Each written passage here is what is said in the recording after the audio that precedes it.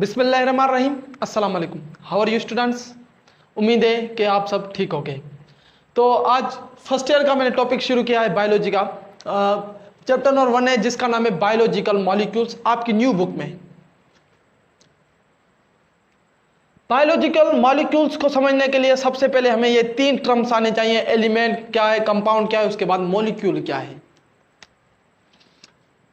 अब देखें एलिमेंट क्या है। एलिमेंट वो चीज है जो सेम एटम से बनी हो, सेम एटम से बनी हो, सेम एटम्स, तो वो हमारा बनेगा एलिमेंट। अब देखें जैसे फॉर एग्जांपल है हाइड्रोजन, ऑक्सीजन, नाइट्रोजन, या हमारे पीरियोडिक टेबल में जो भी एलिमेंट्स है वो सारे एलिमेंट्स कहलाएंगे क्योंकि वो जो बने होते हैं वो सेम एटम्स के बने होते हैं। उसके बाद है कंपाउंड्स। देखें कंपाउंड्स क्या है, कंपाउंड्स डिफरेंट एलिमेंट्स के बने होते हैं, डिफरेंट एलिमेंट्स के।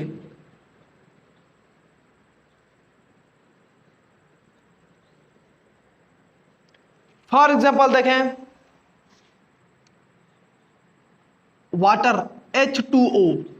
अब इसमें हाइड्रोजन अलग है, ऑक्सीजन अलग है, तो ये क्या, तो ये कंपाउंड हो गया। या और सोडियम क्लोराइड,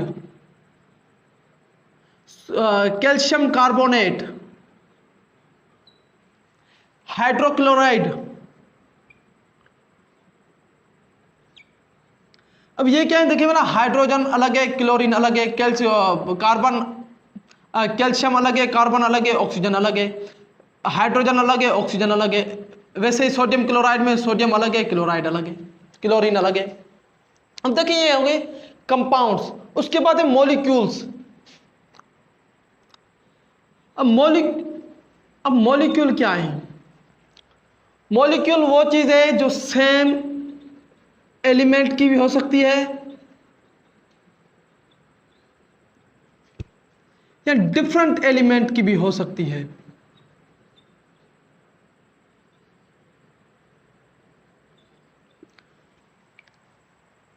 मॉलिक्यूल बड़ा सेम एलिमेंट के भी हो सकते हैं, डिफर एलिमेंट के भी हो सकते हैं। सेम एलिमेंट के कैसे, देखिए जैसे कि हाइड्रोजन H2O। अब ये देखें ये क्या, ये मॉलिक्यूल भी हो सकता है, ये कंपाउंड भी हो सकता है। अब एक बात इसमें कंफ्यूज कर रही है, देखें ये हाइड्रोजन है। अब इसमें क्या, इसमें 2 एलिमेंट्स मिले हैं लेकिन ये दोनों सेम है। ये दोनों हाइड्रोजन क्या है, ये देखें दोनों हाइड्रोजन सेम है, तो ये क्या, ये मॉलिक्यूल तो होगा लेकिन कंपाउंड ये नहीं होगा क्योंकि कंपाउंड में डिफरेंट एलिमेंट्स होंगे। वैसे ही सोडियम क्लोराइड, वैसे ही कार्बन डाइऑक्साइड ले ले, CO2, कार्बन डाइऑक्साइड। अब ये देखें इसमें जी ये जो ऑक्सीजन है ये O2, इसे मैं यहां पे लिखता हूं। अब ये क्या, ये मॉलिक्यूल हो सकता है, ये मॉलिक्यूल है, ठीक है, लेकिन ये कंपाउंड नहीं होगा क्योंकि कंपाउंड डिफरेंट एलिमेंट्स से बना होगा। और मॉलिक्यूल सेम एलिमेंट का भी हो सकता है, डिफरेंट एलिमेंट का भी हो सकता है।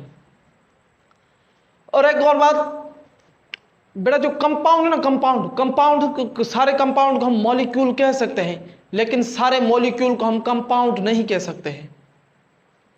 मैंने यही बात आपको समझाने के लिए एलिमेंट, कंपाउंड और मॉलिक्यूल में डिफरेंस बताने के लिए ये बात समझाइए, ये 3 टर्म क्लियर कराने के लिए। बेटा उम्मीद है कि आपको समझ आ गई होगी कि कंपाउंड क्या है, मॉलिक्यूल क्या है और एलिमेंट क्या है। उसके बाद अब आता है हमारा बायोलॉजिकल मॉलिक्यूल्स। उसे डिस्कस करते हैं। सबसे पहले बायोलॉजिकल मॉलिक्यूल से पहले हमें पता होना चाहिए कि बायोकेमिस्ट्री क्या है। चलें, the branch of biology which explain the biochemical basis of life is called biochemistry. बेटा बायोकेमिस्ट्री क्या है, ब्रांच ऑफ बायोलॉजी है जो एक्सप्लेन करती है हम केमिकल रिएक्शंस जो हमारे जिस्म में होते हैं। यहाँ पे लिखा है बायो मतलब लाइफ, केमिकल मतलब केमिकल्स रिएक्शन जो हमारे जिस्म में होते हैं, जो जिंदगी या जो ऑर्गेनिज्म में केमिकल रिएक्शंस होते हैं उन्हें बोलते हैं biochemicals. Basis of life is called biochemistry. अब बायोकेमिस्ट्री क्या है देखें, फॉर एग्जाम्पल मैं चाय पीता हूँ, उस चाय में क्या होंगे, उस चाय में केमिकल्स होंगे। अब वो चाय में पीता हूँ, वो चाय मेरे अंदर क्या कौन से रिएक्शन करती हैं, तो ये क्या, ये बायोकेमिस्ट्री हो गया। उम्मीद है कि बेटा समझ आ गई होगी कि बायोकेमिस्ट्री क्या है। उसके बाद बायोकेमिस्ट्री के ये हमारे लिए क्यों ज़रूरी है, ये समझने के लिए यहाँ पे कुछ मैंने इसकी इंपॉर्टेंस मैंने लिखी है। सबसे पहले यहाँ लिखा है, it provides information about all processes in the organism from construction of body structure to flow of information from nucleus. देखिए बायोकेमिस्ट्री हमें इंफॉर्मेशन देती है, जो हमारा पूरा जिस्म का स्ट्रक्चर है वो कैसा बनेगा, ये हमें बायोकेमिस्ट्री ने इंफॉर्मेशन दी है। और उसके बाद निकलती है न्यूक्लियस से इंफॉर्मेशन निकलती है।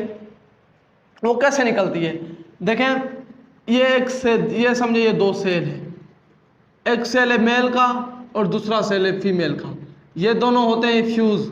चले ये दोनों फ्यूज मतलब मिल जाना, ये दोनों मिल जाते हैं। अब ये क्या, अब ये बन गया समझे जाइगोट, फ्यूज हो गए तो ये बन गया जाइगोट। अब इस जाइगोट से क्या एक पूरा बेबी बनेगा, पूरा ऑर्गेनिज्म बनेगा। अब देखें ना, इन दो सेलों से पूरा ऑर्गेनिज्म बना, इन दो सेलों से हमारा हार्ट भी बनेगा, हमारा लंग्स भी बनेंगे, हमारी आईज आंखें भी बनेगी, नोज भी बनेगा, हमारा माउथ भी बनेगा, हमारा फेस का शेप भी बनेगा। अब ये जो इन्फॉर्मेशन इससे निकलती है, इससे कंस्ट्रक्शन हो गई है, ये किसकी वजह से हमें पता चला है, ये पता चला है हमें बायोकेमिस्ट्री की वजह से। क्योंकि इसमें से जो कुछ केमिकल्स निकलते हैं, वो केमिकल्स प्रोटीन्स होते हैं, वो इंफॉर्मेशन होती है, आरएनए होता है वो हमें बताता है, आरएनए होता है वो हमें इंफॉर्मेशन देता है। उसके बाद यहाँ पे लिखा है from construction of bodies to flow of information from nucleus. अब देखें एक सेल के न्यूक्लियस से इंफॉर्मेशन निकलती है, कैसे निकलती है, वहां पे बेटा इस न्यूक्लियस के अंदर बनता है आरएनए। अब ये आरएनए क्या है, ये आरएनए प्रोटीन है, ये इंफॉर्मेशन है सेल की। इसका स्ट्रक्चर कैसा होगा, इसका फेस का स्ट्रक्चर कैसे होगा। अब ये हमें किसकी वजह से पता चला, ये हमें पता चला है बायोकेमिस्ट्री की वजह से। इसकी वजह से हमें नॉलेज मिली है कि इसमें ऐसे प्रोटीन्स निकलते हैं, ऐसे केमिकल्स निकलते हैं जो हमारा पूरा स्ट्रक्चर बनाते हैं। उसके बाद बेटा हमारा नेक्स्ट बोर्ड पे लिखा है, चले नेक्स्ट बोर्ड को देखते हैं वहां पे।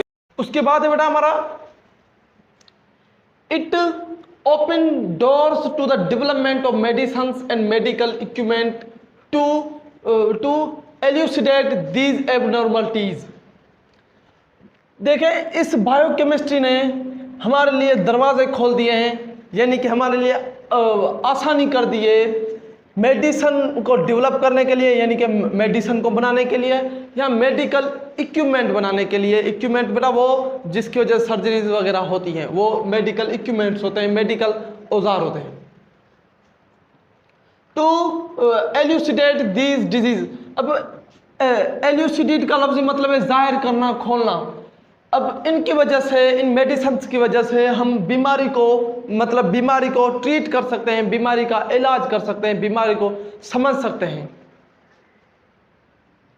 अब ये किसकी वजह से हमें पता चला, ये बेटा हमें पता चला है बायोकेमिस्ट्री की वजह से।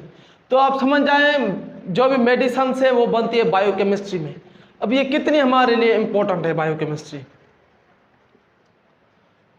उसके बाद ना हमारा नेक्स्ट टर्म है केमिकल कंपोजिशन ऑफ सेल। अब सेल की केमिकल कंपोजिशन सबसे पहले यहाँ लिखा है केमिकल कंपोजिशन मतलब सेल कैसे, स्टूडेंट्स जो सेल है वो कैसे बना है। केमिकल कंपोजिशन ऑफ सेल का मतलब है कि सेल कैसे बना है, उसके केमिकली कंपोजिशन क्या है, उसमें कौन से केमिकल हैं। तो यहाँ पे लिखा है chemical cell contains 70% to 90% of water।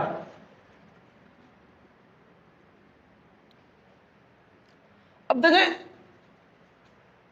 कहीं पे लिखा होता है किसी बुक में लिखा होता है 70% वाटर होता है हमारे सेल में, किसी बुक में लिखा होता है 90% वाटर होता है हमारे सेल में। बेटा एक बात समझ आए, हमें एग्जैक्टली नहीं पता, हमें परफेक्टली नहीं पता, अभी तक ये डिस्कवर नहीं हुआ तो कि सेल में एग्जैक्टली वाटर कितना है या उसमें एग्जैक्टली जो केमिकल्स की अमाउंट है वो कितनी है। ये सिर्फ एक एवरेज है, सिर्फ एक अंदाजे से बनाई गई है। अब देखें 70% भी हो सकता है, इसलिए 90% वाटर भी हो सकता है हमारे सेल में। अगर इस वाटर को मैं इस वाटर को अगर मैं एवापोरेट कर दूं, इस वाटर को मैं उड़ा दूं या इस वाटर को सेल से मैं निकाल दूं किसी भी तरीके से, तो जो पीछे जो सेल का जो मास बनेगा, जो पीछे जो सेल का स्ट्रक्चर, खाली स्ट्रक्चर बचेगा वाटर के बगैर, तो उसे मैं बोलूँगा ड्राई वेट ऑफ सेल। ठीक है। अब ड्राई वेट ऑफ सेल इसमें क्या होता है, इसमें बेटा कार्बन कंटेनिंग लॉन्ग चेन्स होती हैं, यानी कि इसमें होते हैं बायोमोलिक्यूल्स, यानी कि इसमें होते हैं ऑर्गेनिक मॉलिक्यूल्स, कार्ड बायोमोलिक्यूल्स। देखिए कार्बन कंटेनिंग चेन्स, कार्बन की बेटा बड़ी बड़ी चेन्स होती हैं, उसकी वजह से हमारे क्या स्ट्रक्चर बनते हैं, उसकी वजह से हमारे ऑर्गेनिक मॉलिक्यूल्स बनते हैं, कार्बन की चेन की वजह से, जिसे हम क्या बोलते हैं, जिसे हम बोलते हैं बायोमोलिक्यूल। अब हमारे जो सेल या हमारे बॉडी में जो भी केमिकल्स हैं, जो भी मॉलिक्यूल्स हैं, ठीक है, उसे हम क्या बोलेंगे, उसे हम बोलेंगे बायोमोलिक्यूल्स, क्योंकि बायो का लफ्ज़ी मतलब है लाइफ, जिंदगी। तो हम ऑर्गेनिज्म में जो मॉलिक्यूल्स होंगे तो उन्हें हम बोलेंगे बायोमोलिक्यूल्स।